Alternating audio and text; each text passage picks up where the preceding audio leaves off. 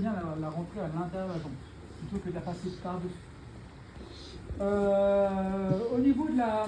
Une fois qu'on est en montée, les solutions de faire en montée basse ne vont pas être les mêmes qu'en montée haute.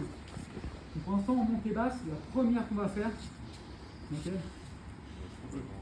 Ouais, les équelles. De toute façon, le premier truc à faire, c'est l'étranglement. Le juji, il existe depuis la montée. Je vous déconseille de le faire en première intention. Ça ne marche pas. En combat, ça ne marche pas. Le juji en première intention. Il faut d'abord commencer à étrangler pour lui faire monter les coudes et là, vous aurez votre juji. C'est compliqué lorsque vous voulez faire un juji dès le départ avec le mec en montée. Pour commencer à prendre là, à le mettre ici, vous allez perdre le coude. À chaque fois, le mec va se dégager. Si vous l'obligez à monter les coudes parce que vous attaquez en haut, là, vous allez pouvoir isoler le coude et maintenant, vous avez ce qu'il faut pour travailler le juji comme il faut. Mais ne faites pas juji en première intention, c'est une perte de temps que de chercher à tout prix, ça ne marchera pas. Donc pour moi, priorité étranglement, et c'est ce qu'on va pour mon principe. En montée basse, l'étranglement qui marche super bien, c'est l'ézéchiel. Alors le principe de l'ézéchiel, c'est que je vais venir englober sa tête, je mets les doigts à l'intérieur de ma manche, alors, je vous rappelle que mettre les doigts à l'intérieur de sa manche ou de son pantalon, c'est absolument interdit. Il y a trop de risques pour vos doigts, mais vous pouvez le faire vous dans votre propre manche. Donc je vais prendre dans ma manche, sa tête est au-dessus de mon bras, je prends dans la manche, et je vais venir refermer en fait comme un ciseau ma main par-dessus par-dessous sa gorge. Maintenant pour le faire, pour pas que ce soit trop visible. Au bout d'un moment il va le sentir, mais ça va l'obliger à monter les coudes. Moi ce que je veux c'est qu'il monte ses coudes. Mais la première attaque doit être crédible pour qu'il monte les coudes. Lorsque vous tiens, venez tous par là s'il vous plaît les gars. Contrôle tête, on a commencé, on a les mains en bas. Je vais devoir sacrifier une main. Je dois sacrifier une main. Si je sacrifie cette main-là, j'ai plus de base. À tout moment, s'il m'emmène de l'autre côté, j'ai plus rien.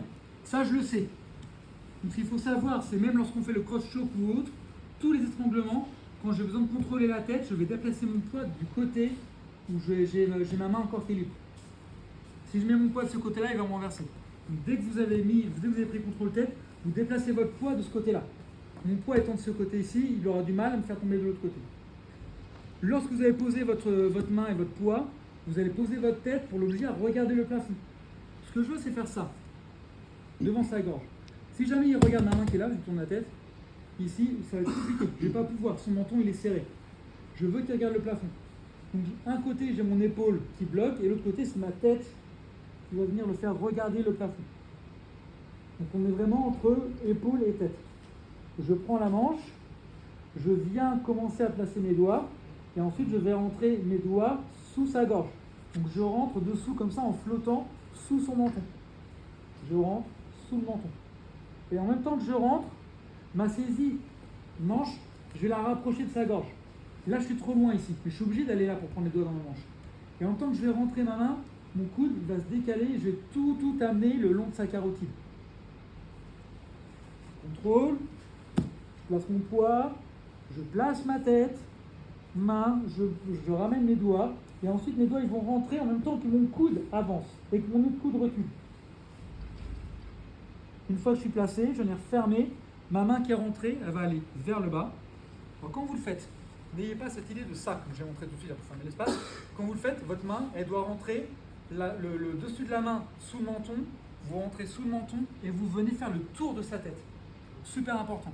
Si je viens ici, il y aura de l'espace, il y aura le col, il y aura plein de trucs. Vous venez chercher à faire le tour. Lorsqu'on ferme un ézéchiel, on vient chercher à faire le tour ici. Votre main doit être comme sur un cross-choke, c'est la même forme de main. Ne cherchez pas à rentrer ici, vous aurez du mal. Une première variante, l'ézéchiel classique, on prend manche, je ressens sa tête, super important, c'est pas juste je vais poser ma tête là. Je ressens sa tête, je rentre la main, je rentre dessous, je ramène, ma main elle fait le tour, et dès que je suis placé, je vais venir lever mon coude ici pour fermer l'espace et descendre cette main là. Quand vous le faites, quelque chose aussi qui permet d'ajouter un peu de patate, vous pouvez vous relever comme je viens de faire. Si je me relève, ma main, ça va l'aider à descendre ici en mettant la pression sur mon bras.